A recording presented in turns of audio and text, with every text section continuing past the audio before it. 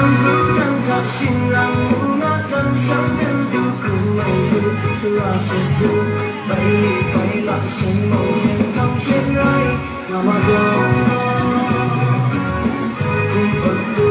Hãy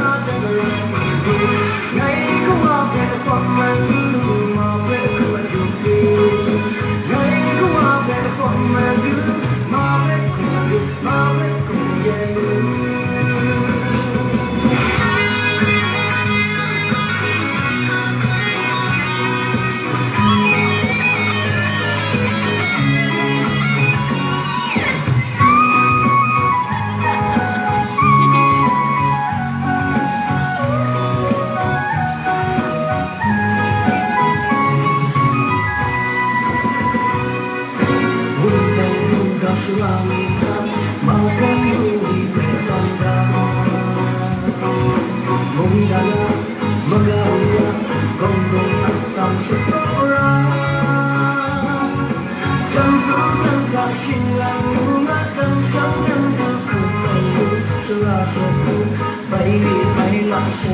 kênh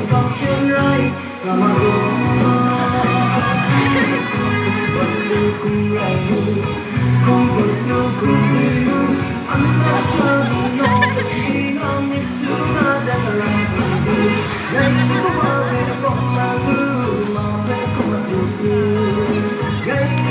để không